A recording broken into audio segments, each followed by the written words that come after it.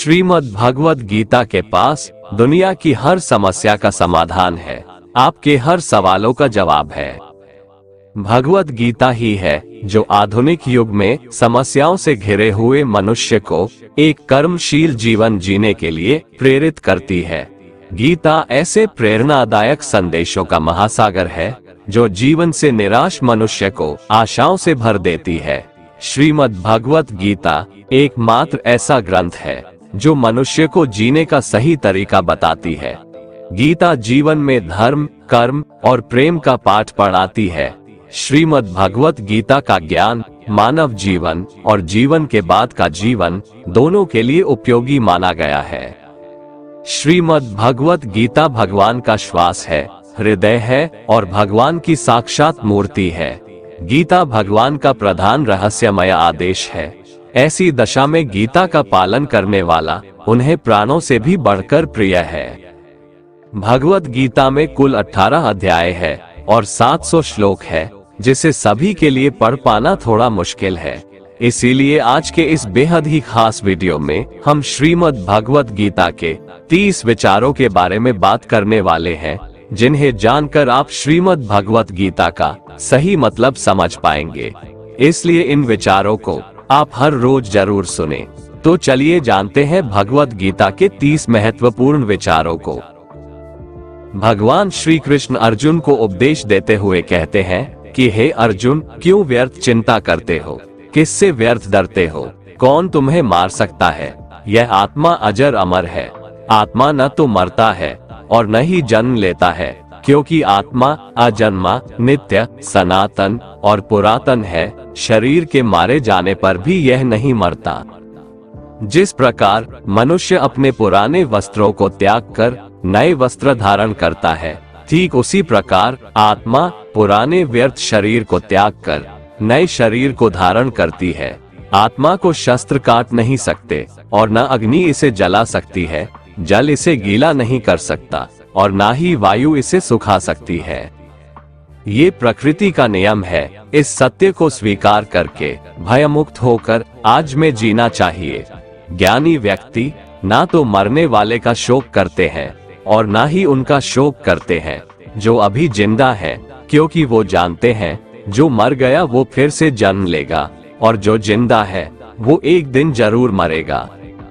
परंतु फिर भी अगर तुम इस आत्मा को सदा जन्म लेने वाला और सदा मरने वाला समझता है, तो भी हे महाबाहो, तू इस प्रकार का शोक करने के योग्य नहीं है, क्योंकि इस मान्यता के अनुसार जन्मे हुए की मृत्यु निश्चित है और मरे हुए का जन्म लेना भी निश्चित है।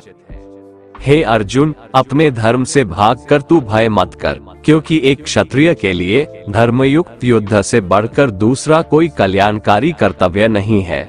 हे पार्थ, अपने आप प्राप्त हुए और खुले हुए स्वर्ग के द्वार रूपी इस प्रकार के युद्ध को भाग्यवान क्षत्रिय लोग ही पाते हैं। किंतु अगर तुम इस धर्मयुक्त युद्ध को नहीं करेगा, तो स्वधर्म और कीर्ति को खोकर पाप को प्राप्त होगा तथा युगों युगों तक तुम्हारे अपकीर्ति की चर्चा होगी। सम्मानित पुरुष के लिए अपकीर्ति मौत से भी बढ़कर है। या तो तुम युद्ध में मारा जाएगा और स्वर्ग को प्राप्त होगा, या तो संग्राम में जीतकर पृथ्वी का राज्य भोगेगा। इस कारण हे अर्जुन, उठ और युद्ध कर। हार जीत, लाभ हानि और सुख दुख को समान समझकर युद्ध के लिए तैयार हो जा। इस प्रकार युद्ध करने से तू पाप को नहीं प्राप्त होगा और यही तुम्हारा सबसे बड़ा धर्म और कर्म है। कर्म पर ज्ञान देते हुए भगवान श्री कृष्ण कहते हैं कि हे अर्जुन, कर्म करो लेकिन फल की इच्छा मत रखो। अपने संपूर्ण कर्मों को भगवान को समर्पित करके करो। जो मनुष्य इस प्रकार से कर्म करता है वह कर्मयोगी कहलाता है। कर्मयोगी की स्थिति इस संसार में एक दाता के समान है और वह कुछ पाने की कभी चिंता नहीं करता। वह जानता है कि वह दे रहा है और बदले में कुछ मांगता नहीं, और इसीलिए वह दुख के चंगुल में नहीं पड़ता। कर्मयोगी कर्म का त्याग नहीं करता है, वह केवल कर्मफल का त्याग करता है और कर्मजनित दुखों से मुक्त हो जाता है। कर्म फल का त्याग कर धर्मनिरपेक्ष कार्य का संपादन भी पूजा के समान हो जाता है। संसार का कोई कार्य ब्रह्म से अलग नहीं है। इसलिए कार्य की प्रकृति कोई भी हो, निष्काम कर्म सदा ईश्वर को ही समर्पित हो जाता है। पुनर्जन्म का कारण वासनाओं या अतृप्त कामनाओं का संचय है। कर्मयोगी कर्मफल के चक्कर में ही नहीं पड़ता, अतः वासनाओं का संचय भी नहीं होता। इस प्रकार कर्मयोगी पुनर्जन्म के बंधन से भी मुक्त हो जाता है। कर्मयोग हमारे आत्मज्ञान को जागृत करता है। इसके बाद हम न केवल अपने वर्तमान जीवन के उद्देश्यों को, बल्कि जीवन के बाद की अपनी गति का पूर्वाभास प्राप्त कर सकते हैं। इस योग में कर्म के द्वारा ईश्वर की प्राप्ति की जाती है। श्रीमद् भगवत गीता में कर्मयोग को सर्वश्रेष्ठ माना गया है। गृहस्थ और कर्मठ व्यक्ति के लिए ये योग अधिक उपयुक्त है। कर्मयोग का कभी नाश नहीं होता। इसके संस्कार साधक के अंतःकरण में स्थित हो जाते हैं और वे साधक को दूसरे जन्म में पुनः साधन में लगा देते हैं। निष्काम भाव से किए गए कर्मों का विपरीत परिणाम भी नहीं होता है और ऐसा साधक भगवान को प्राप्त हो जाता है। श्री भगवान कहते हैं कि आसक्ति रहित कर्म वेदों से भी बढ़कर है। वेद भी सिर्फ 3 गुणों में समाप्त हो जाते हैं, उससे आगे वे भी नहीं जानते। उससे आगे है कर्म योग। श्री भगवान का कहना है कि कर्म करो लेकिन उससे आसक्ति मत रखो। बेहद बड़े जलाशय के प्राप्त हो जाने पर छोटे जलाशय में मनुष्य का जितना प्रयोजन रहता है, उसी तरह से जिसने ब्रह्म तत्व को समझ लिया तब उसके लिए वेदों की कोई आवश्यकता नहीं रह जाती है।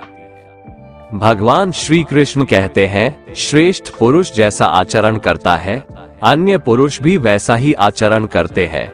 वह जो कुछ प्रमाण देता है, समस्त मनुष्य समुदाय उन्हीं के पद चिन्हों पर अपने रास्ते चुनता है। इसलिए सज्जन व्यक्तियों को सदैव अच्छा व्यवहार करना चाहिए।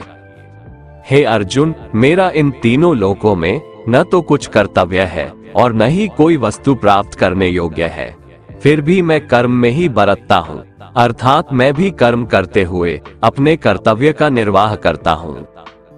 श्री भगवान कहते हैं, हे पार्थ, यदि मैं कर्मों को करने में सावधानी ना बरतूं तो बड़ा अनर्थ हो जाएगा, क्योंकि मनुष्य सब प्रकार से मेरे ही मार्ग का अनुसरण करते हैं। इसलिए यदि मैं कर्म न करूं तो ये सब मनुष्य नष्ट भ्रष्ट हो जाएंगे और मैं संकर्ता का करने वाला हो जाऊंगा तथा इस समस्त प्रजा को नष्ट करने वाला बन जाऊंगा। हे भारत, जिनमें समझ नहीं होती वो कर्म में आसक्त होकर कर्म करते हैं। आसक्ति रहित विद्वान को भी चाहिए कि वह भी लोगों को सही दिशा दिखाने के लिए उसी प्रकार कर्म करे।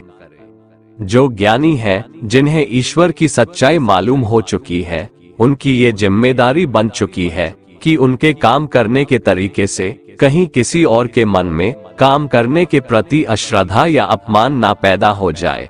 इसलिए उन ज्ञानी जनों के लिए ये जरूरी है कि वो ऐसा उदाहरण सामने रखें जिससे हर कोई अपना कर्म, अपना कर्तव्य करने के लिए प्रेरित हो। वास्तव में संपूर्ण कर्म सब प्रकार से प्रकृति के गुणों द्वारा किए जाते हैं, तो भी जिसका अंतःकरण अहंकार से मोहित हो रहा है, ऐसा अज्ञानी मैं करता हूँ ऐसा मानता है। तामसिक गुण वाले व्यक्ति आलस्य या नींद इसी प्रकार के कर्म करते हैं। राजसिक गुण वाले बात बात पर शौर्य या बहादुरी दिखाने का काम करते हैं, लेकिन ज्ञानी मनुष्य जानते हैं उसके गुण ही उससे कर्म करवा रहे हैं, और जो ज्ञानी नहीं होते वो समझते हैं कि सब कुछ वही कर रहे हैं। कर्म में लगे हुए ज्ञानियों को ये जानना चाहिए कि गुण ही उनसे कर्म करवाते हैं, वो खुद कुछ भी नहीं करते। और जो ज्ञानी इस बात को समझ ले तो ये उनकी जिम्मेदारी होती है कि वो अज्ञानियों को समझाए कि कर्म ही उनका धर्म है। श्री कृष्ण अर्जुन से कहते हैं कि तुम मुझ अंतर्यामी परमात्मा में अपने सारे कर्मों को अर्पण कर दे। जो कोई मनुष्य दोष दृष्टि से रहित और श्रद्धा युक्त होकर मेरे इस मत का सदा अनुसरण करते हैं, वे भी संपूर्ण कर्मों से छूट जाते हैं। परंतु जो मनुष्य मुझ में दोषारोपण करते हुए मेरे इस मत के अनुसार नहीं चलते हैं, उन मूर्खों को तू संपूर्ण ज्ञानों में मोहित और नष्ट हुआ ही समझ। ज्ञानी मनुष्य या योगी किसे कहते हैं, इसके बारे में श्री भगवान बताते हैं कि जब मनुष्य मन में स्थित संपूर्ण कामनाओं को भली भांति त्याग देता है और आत्मा से आत्मा में ही संतुष्ट रहता है, तब वह मनुष्य ज्ञानी या योगी कहलाता है। दुखों की प्राप्ति होने पर जिसके मन में उद्वेग नहीं होता, सुखों की प्राप्ति में जो सर्वथा स्पृहा रहित है तथा जिसके राग, भय और क्रोध नष्ट हो गए हैं, ऐसा मनुष्य ज्ञानी कहलाता है। जो मनुष्य सर्वत्र स्नेह रहित होकर शुभ या अशुभ वस्तु को प्राप्त होकर न प्रसन्न होता है और न द्वेष करता है, वह ज्ञानी है। जिस प्रकार कछुआ सब ओर से अपने अंगों को समेट लेता है, वैसे ही जब कोई मनुष्य इंद्रियों के विषयों से इंद्रियों को सब प्रकार से हटा लेता है, तब वह स्थिर बुद्धि मनुष्य ज्ञानी के समान है, ऐसा समझना चाहिए। इसलिए साधक को चाहिए कि वह उन संपूर्ण इंद्रियों को वश में करके समाहित चित्त होकर मेरा ध्यान करे, क्योंकि जिस पुरुष की इंद्रियां वश में होती है, उसी की बुद्धि स्थिर हो जाती है। विषयों का चिंतन करने वाले पुरुष की उन विषयों में आसक्ति हो जाती है, आसक्ति से उन विषयों की कामना उत्पन्न होती है और कामना में विघ्न पड़ने से क्रोध उत्पन्न होता है।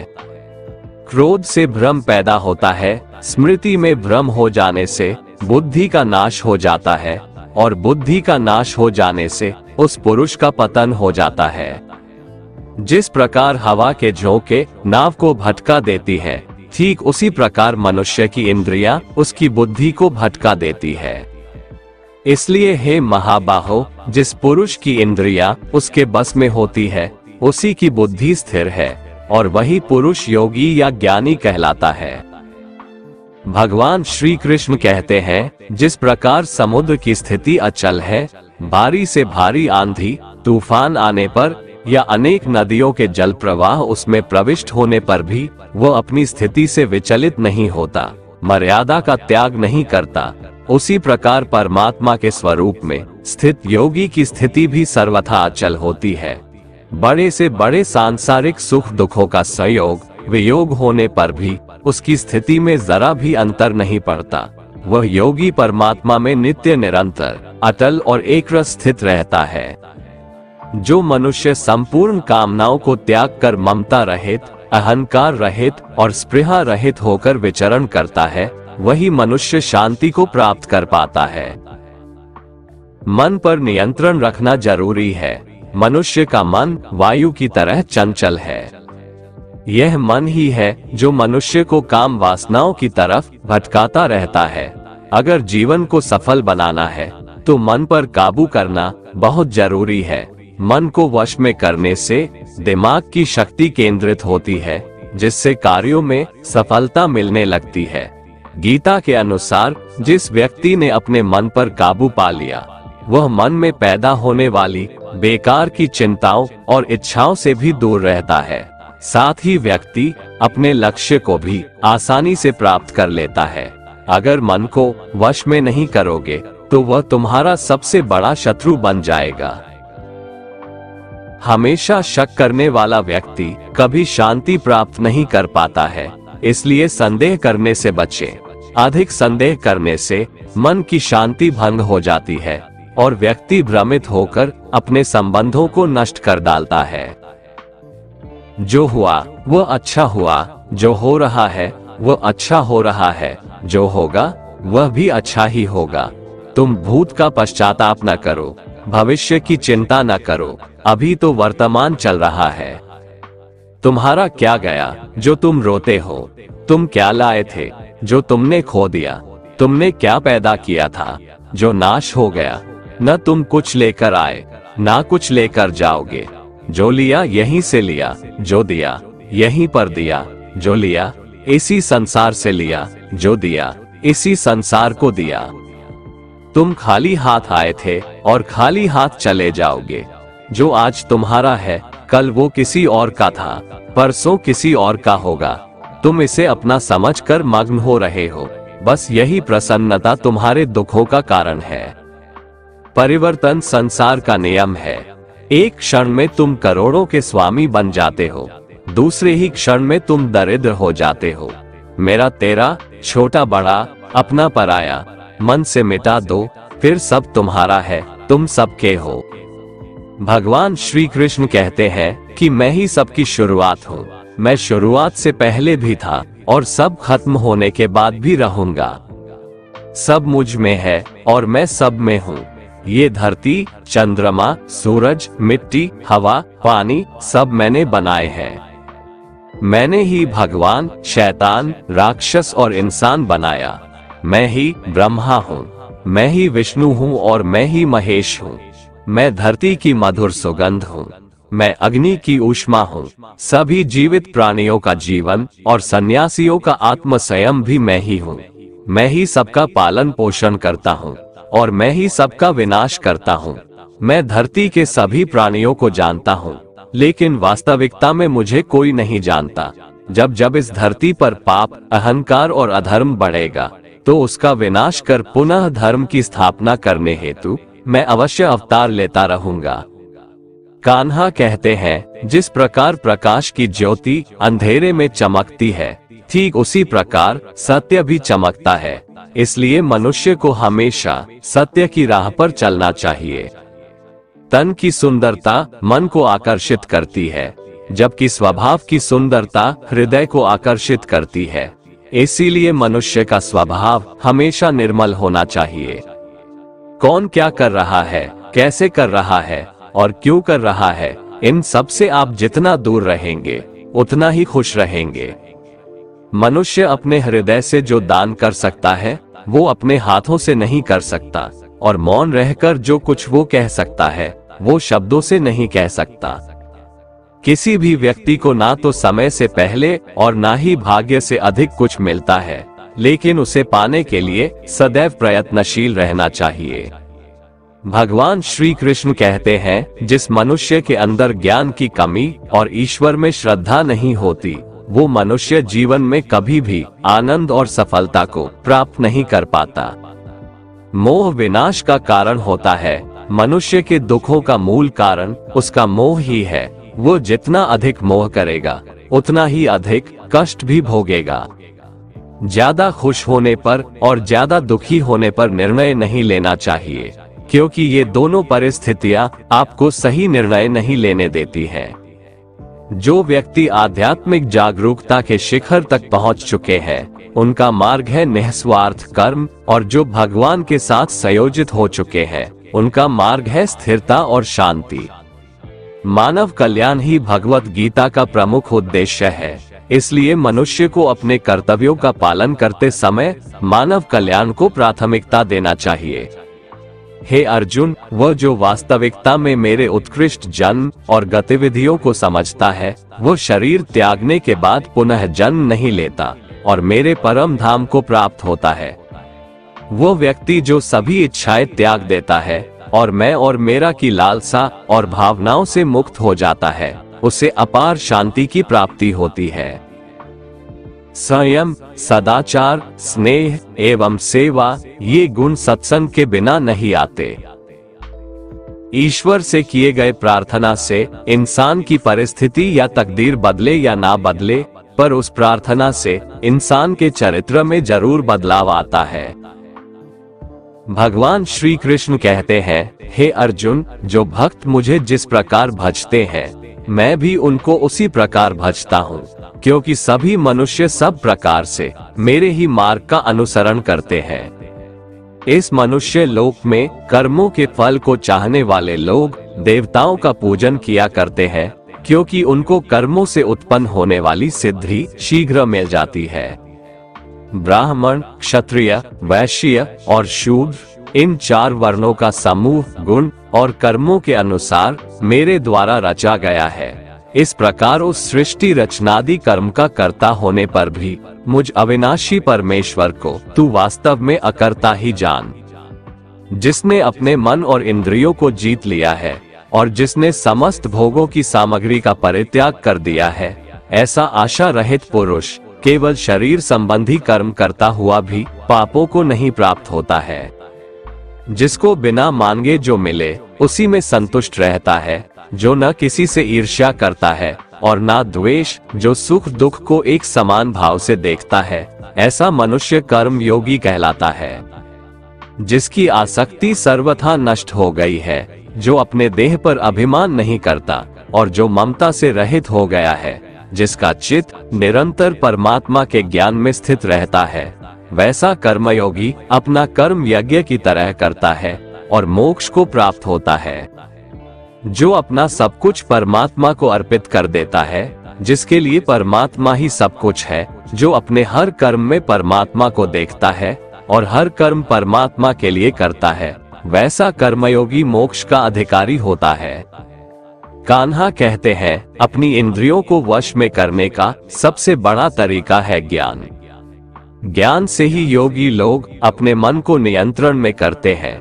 जब भी कोई बुरा विचार आता है तो उनका ज्ञान ही उसे बताता है कि उनका लक्ष्य ये नहीं है। भगवान श्री कृष्ण कहते हैं, यदि कोई मनुष्य सब पापियों से भी अधिक पाप करने वाला है तो भी वह ज्ञान रूपी नाव द्वारा परमात्मा की भक्ति करके पाप रूपी समुद्र से तर जाता है। क्योंकि जिस प्रकार प्रज्वलित अग्नि ईंधनों को भस्ममय कर देता है, वैसे ही ज्ञान रूप अग्नि संपूर्ण कर्मों को भस्ममय कर देता है और मनुष्य परमात्मा को प्राप्त हो जाता है। जिसने अपनी इंद्रियों को जीत लिया है, वह मनुष्य ज्ञान को प्राप्त होता है और भगवान की प्राप्ति कर परम शांति को प्राप्त हो जाता है। विवेकहीन और श्रद्धा रहित और संशय युक्त मनुष्य इस ज्ञान को कभी प्राप्त नहीं कर पाता है। ऐसे संशय युक्त मनुष्य के लिए न ये लोक है, न परलोक है और न सुख ही है। श्री भगवान भगवत गीता में कहते हैं कि व्यक्ति को सदैव बुराई से बचकर रहना चाहिए। अगर कोई बुरा कर्म करता है तो वह कर्म उसको अपने जीवन में भोगना ही पड़ता है। जिस प्रकार बछड़ा हजारों के झुंड में भी अपनी माँ को खोज लेता है, वैसे ही कर्म का फल आपको हजारों के भीड़ में भी खोज लेगा। माधव कहते हैं, किसी जीव को कष्ट देकर आप मुझे खुश नहीं देख सकते हो। श्री कृष्ण जगत के स्वामी हैं, वह कण कण में निवास करते हैं। छोटे से छोटे जीव के हृदय में ईश्वर का वास होता है। उस जीव को कष्ट का अनुभव होना ईश्वर को कष्ट का अनुभव कराता है। अर्थात किसी जीव को कष्ट देकर अपने ईश्वर को खुश कैसे देख सकते हैं। मनुष्य हमेशा अपने भाग्य को कोसता है, ये जानते हुए भी कि भाग्य से भी ऊंचा उसका कर्म है जो उसके स्वयं के हाथों में है। जितना इंतजार परमात्मा आपसे करवा रहा है, समय आने पर वो इतना देगा कि संभाल भी नहीं पाओगे। कोई आपका साथ ना दे तो निराश मत होना, क्योंकि परमात्मा से बड़ा हमसफर कोई नहीं होता। विश्वास के बगैर इस दुनिया में कोई भी रिश्ता ज्यादा देर तक कायम नहीं रह सकता। केवल ज्ञान ही एक ऐसा अक्षय तत्व है जो कहीं भी किसी भी अवस्था में और किसी भी काल में मनुष्य का साथ नहीं छोड़ता। धरती पर जिस प्रकार मौसम में बदलाव आता है, उसी प्रकार जीवन में भी सुख दुख आता जाता रहता है। युद्ध हो या जीवन, सफलता केवल 3 शस्त्रों से प्राप्त होती है, धर्म, धैर्य और साहस। कोई भी मनुष्य जन्म से नहीं बल्कि अपने कर्मों से महान बनता है। कुछ पाना है तो खुद पर भरोसा कीजिए, क्योंकि सहारे कितने भी सच्चे और अच्छे हो, साथ छोड़ ही जाते हैं। मित्र गरीब है या अमीर मायने नहीं रखता, बल्कि वो आपके बुरे समय में आपका साथ कितना देता है, यह मायने रखता है। धर्म चाहे जो भी हो, अच्छे इंसान बनो, हिसाब हमारे कर्म का होगा, धर्म का नहीं। प्रकृति के 3 गुण, सत्व गुण, रज गुण और तम गुण से उत्पन्न होने वाले भाव, उन सबको तू मुझसे उत्पन्न होने वाला समझ, परंतु प्रकृति के गुण मेरे अधीन रहते हैं, मैं उनके अधीन नहीं हूँ। प्रकृति के इन तीनों गुणों से उत्पन्न भावों द्वारा संसार के सभी जीव मोहग्रस्त रहते हैं। इस कारण वे मुझ परम अविनाशी को नहीं जान पाते हैं। हे अर्जुन, इन तीनों दिव्य गुणों से युक्त मेरी माया को पार कर पाना असंभव है, परंतु जो मनुष्य मेरे शरणागत हो जाते हैं, वो मेरी इस माया को आसानी से पार कर जाते हैं। मनुष्यों में अधर्मी और दुष्ट स्वभाव वाले मूर्ख लोग मेरी शरण ग्रहण नहीं करते हैं। ऐसे नास्तिक स्वभाव धारण करने वालों का ज्ञान मेरी माया द्वारा हर लिया जाता है। बुद्धिहीन मनुष्य मुझ अप्रकट परमात्मा को मनुष्य की तरह जन्म लेने वाला समझते हैं, इसलिए वह मेरे सर्वश्रेष्ठ अविनाशी स्वरूप के परम प्रभाव को नहीं समझ पाते हैं। मैं सभी के लिए प्रकट नहीं हूँ, क्योंकि मैं अपनी योग माया द्वारा आच्छादित रहता हूँ। इसलिए यह मूर्ख मनुष्य मुझ अविनाशी परमात्मा को नहीं समझ पाते हैं।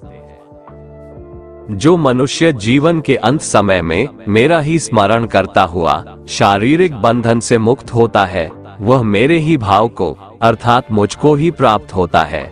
इसमें कुछ भी संदेह नहीं है। हे कुंती पुत्र, मनुष्य अंत समय में जिस जिस भाव का स्मरण करता हुआ शरीर का त्याग करता है, वह उसी भाव को ही प्राप्त होता है जिस भाव का जीवन में निरंतर स्मरण किया है। इसलिए हे अर्जुन, तू हर समय मेरा ही स्मरण कर। मन बुद्धि से मेरे शरणागत होकर तू निश्चित रूप से मुझको ही प्राप्त होगा। हे पृथापुत्र, जो मनुष्य बिना विचलित हुए अपनी चेतना अर्थात आत्मा से योग में स्थित होने का अभ्यास करता है, वह निरंतर चिंतन करता हुआ उस दिव्य परमात्मा को ही प्राप्त होता है।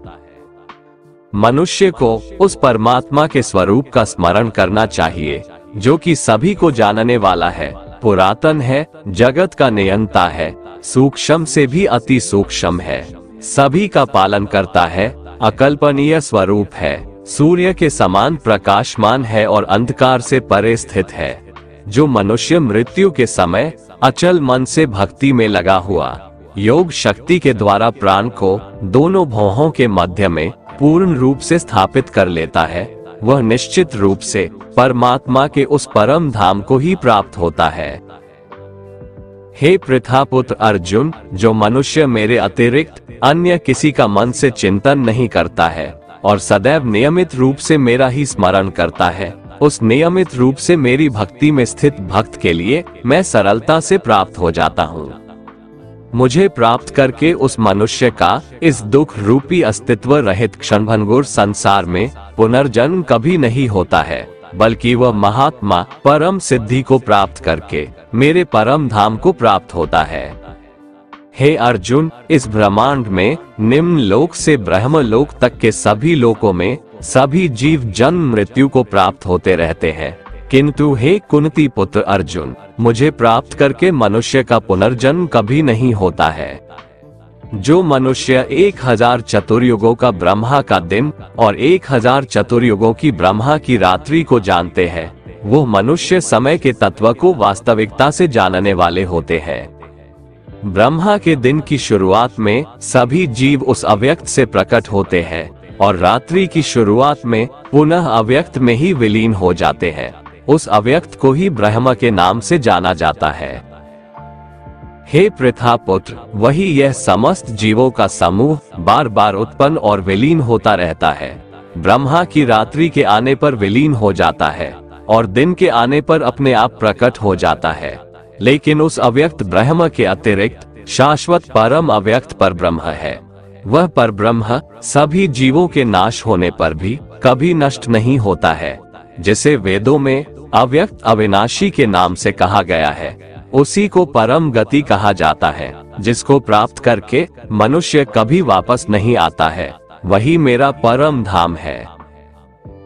हे कुंती पुत्र, कल्प के अंत में सभी प्राणी मेरी प्रकृति में प्रवेश करके विलीन हो जाते हैं और अगले कल्प के आरंभ में उनको अपनी इच्छा शक्ति से मैं फिर उत्पन्न करता हूँ। 84 लाख योनियों में सभी प्राणी अपनी इच्छा शक्ति के कारण बार बार मेरी इच्छा शक्ति से विलीन और उत्पन्न होते रहते हैं। ये सभी पूर्ण रूप से खुद ही मेरी इच्छा शक्ति के अधीन होते हैं, अर्थात मेरी प्रकृति के अधीन होते हैं। हे धनंजय, ये सभी कर्म मुझे बांध नहीं पाते हैं, क्योंकि मैं उन कार्यों में बिना किसी फल की इच्छा से उदासीन भाव में स्थित रहता हूँ। हे कुंती पुत्र, मेरी अधीनता में मेरी अपराध शक्ति सभी चर तथा अचर जीव उत्पन्न और विनिष्ट करती रहती है। इसी कारण से यह संसार परिवर्तनशील है। मूर्ख मनुष्य मुझे अपने ही समान जन्म मृत्यु को प्राप्त होने वाला समझते हैं, इसलिए वह सभी मनुष्य जीवात्माओं का परम ईश्वर वाले मेरे स्वभाव को नहीं समझ पाते हैं। ऐसे मनुष्य कभी न पूर्ण होने वाली आशा में, कभी न पूर्ण होने वाले कर्मों में और कभी न प्राप्त होने वाले ज्ञान में मोहग्रस्त होकर मेरी मोहने वाली भौतिक प्रकृति की ओर आकृष्ट होकर निश्चित रूप से राक्षसी प्रवृत्ति और आसुरी स्वभाव धारण किए रहते हैं। हे पृथापुत्र, मोह से मुक्त हुए महापुरुष दैवीय स्वभाव को धारण करके मेरी शरण ग्रहण करते हैं और मुझको सभी जीवात्माओं का उद्गम जानकर अनन्य भाव से मुझ अविनाशी का स्मरण करते हैं। ऐसे महापुरुष दृढ़ संकल्प से प्रयत्न करके निरंतर मेरे नाम और महिमा का गुणगान करते हैं और सदैव मेरी भक्ति में स्थिर होकर मुझे बार बार प्रणाम करते हुए मेरी पूजा करते हैं। कुछ मनुष्य ज्ञान के अनुशीलन द्वारा यज्ञ करके, कुछ मनुष्य मुझे एक ही तत्व जानकर, कुछ मनुष्य अलग अलग तत्व जानकर अनेक विधियों से निश्चित रूप से मेरे विश्व स्वरूप की ही पूजा करते हैं।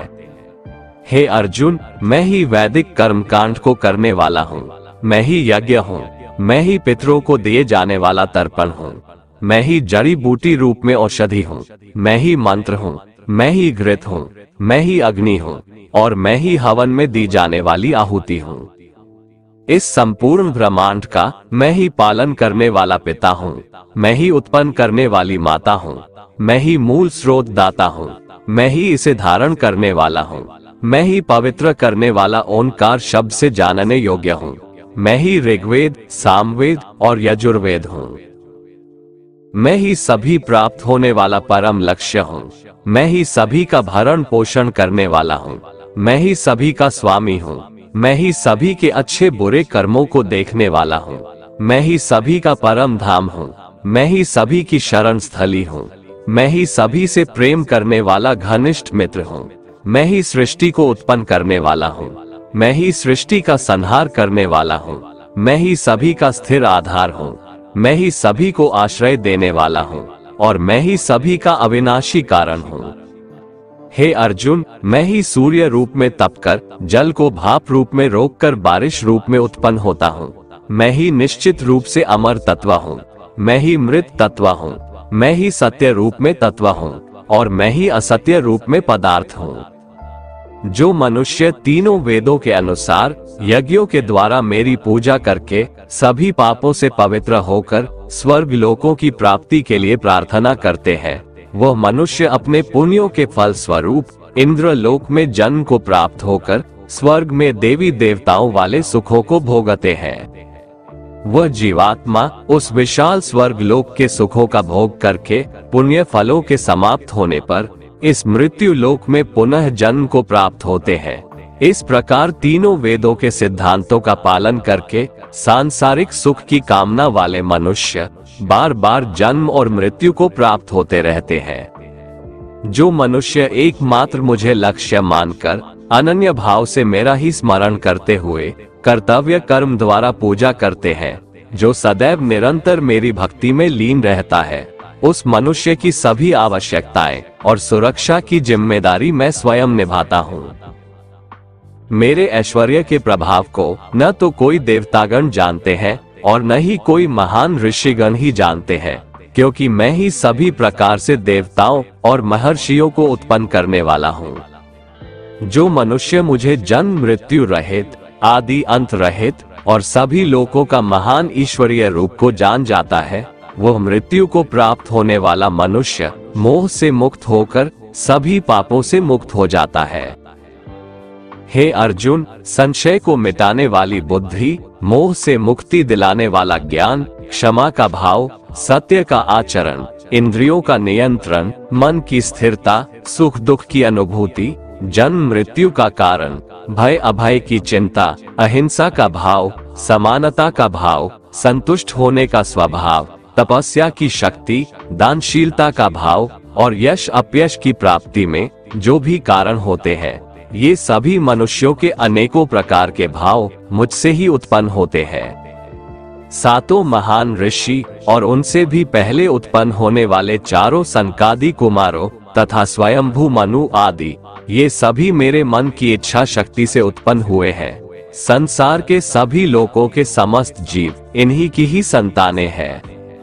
जो मनुष्य मेरी इस विशेष ऐश्वर्य पूर्ण योग शक्ति को तत्व सहित जानता है, वह स्थिर मन से मेरी भक्ति में स्थित हो जाता है। इसमें किसी भी प्रकार का संदेह नहीं है। मैं ही संपूर्ण जगत की उत्पत्ति का कारण हूँ और मुझसे ही संपूर्ण जगत की क्रियाशीलता है। इस प्रकार मानकर विद्वान मनुष्य अत्यंत भक्ति भाव से मेरा ही निरंतर स्मरण करते हैं। जिन मनुष्यों के चित्त मुझ में स्थिर रहते हैं और जिन्होंने अपना जीवन मुझको ही समर्पित कर दिया है, वह भक्त जन आपस में एक दूसरे को मेरा अनुभव कराते हैं। वह भक्त मेरा ही गुणगान करते हुए निरंतर संतुष्ट रहकर मुझ में ही आनंद की प्राप्ति करते हैं। जो सदैव अपने मन को मुझ में स्थित रखते हैं और प्रेम पूर्वक निरंतर मेरा स्मरण करते हैं, उन भक्तों को मैं वह बुद्धि प्रदान करता हूँ जिससे वो मुझको ही प्राप्त होते हैं। बुरे लोग हमेशा बुरे कर्म करते हैं, फिर भी वह जीवन में सुखी और संपन्न रहते हैं, जबकि अच्छे लोग जीवन भर अच्छे कर्म करते हैं, फिर भी उसे अपमान और दर्द ही मिलता है। अक्सर लोगों के मन में ऐसा सवाल रहता है कि जो लोग अच्छे कर्म करते हैं वो परेशान रहते हैं, वहीं जो बुरे कर्म करते हैं वो खुशी से रह रहे होते हैं। अच्छे कर्म करने वाले परेशान होते हैं कि आखिर उन्हें इतनी परीक्षा क्यों देनी पड़ रही है, जबकि जो अधर्म की राह में है वो खुश है और जिंदगी का लुत्फ उठा रहे हैं। अक्सर लोग सोचते हैं कि अब अच्छाई का जमाना ही नहीं रहा। अगर आपके मन में भी ये सवाल आया है तो आज आप इसका जवाब सुन लीजिए।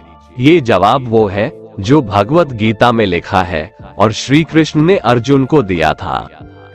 भगवत गीता में वर्णित कथा के अनुसार जब भी अर्जुन के मन में कोई दुविधा होती थी तो वो श्री कृष्ण के पास पहुंच जाते थे।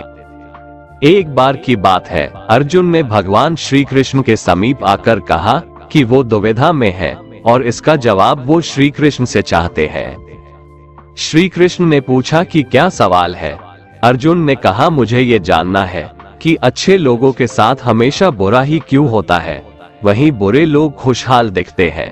अर्जुन के मुंह से ऐसी बातें सुनकर श्री कृष्ण मुस्कुराए और कहा, मनुष्य जैसा सोचता है और महसूस करता है वैसा कुछ नहीं होता है, बल्कि अज्ञानता की वजह से वो सच्चाई नहीं समझ पाता है। अर्जुन उनकी ये बात समझ नहीं पाए। इसके बाद श्री कृष्ण ने क्या कहा वो जानते हैं। कान्हा ने अर्जुन से कहा कि हे पार्थ, मैं तुम्हें एक कथा सुनाता हूँ, उसे सुनकर तुम समझ जाओगे कि हर प्राणी को उसके कर्म के हिसाब से ही फल मिलता है। प्रकृति हर किसी को अपनी राह चुनने का मौका देती है। अब वो मनुष्य की इच्छा पर निर्भर करता है कि उसे धर्म की राह चुननी है या अधर्म की। कथा शुरू करते हुए श्री कृष्ण ने कहा, एक नगर में दो पुरुष रहा करते थे। एक पुरुष व्यापारी था जिसके जीवन में धर्म की बहुत महत्ता थी। वो पूजा पाठ में यकीन रखता था। वो हर रोज मंदिर जाता था और दान धर्म भी करता था और हर रोज भगवान की पूजा करता था।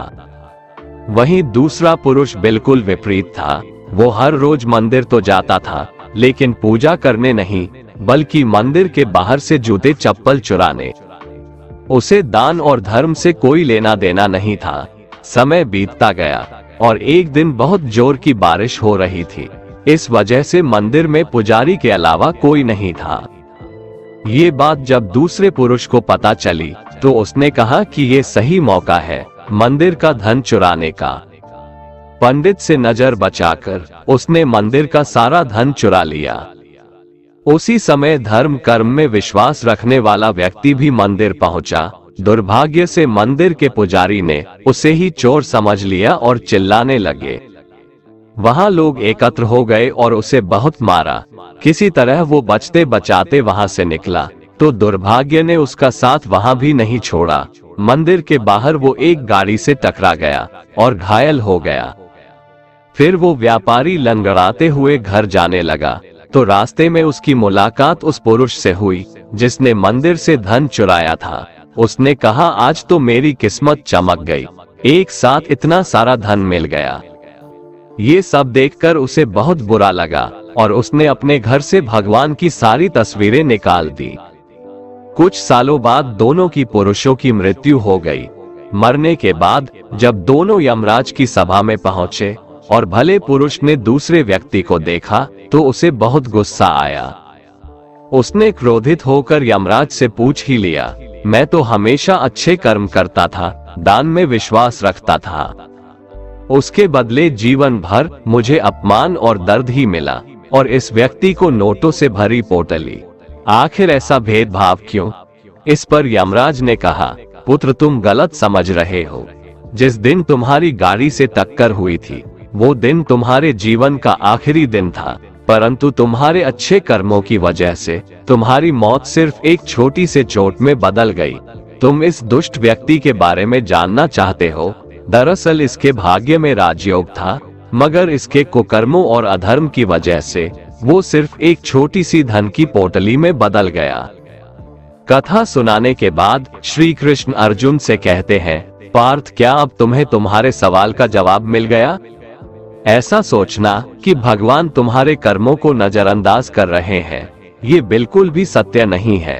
भगवान हमें कब, क्या, किस रूप में दे रहा है मनुष्य को समझ में नहीं आता है, मगर आप अच्छे कर्म करते रहें तो भगवान की कृपा हमेशा बनी रहती है। इसलिए अपने अच्छे कर्मों को बदलना नहीं चाहिए, क्योंकि उसका फल हमें इसी जीवन में मिलता है। इसलिए मनुष्य का फर्ज है कि वो हमेशा अच्छे कर्म करते रहें, क्योंकि श्री कृष्ण ने गीता में भी बताया है कि किसी के द्वारा किया गया कर्म बेकार नहीं जाता है, चाहे वो अच्छा हो या बुरा।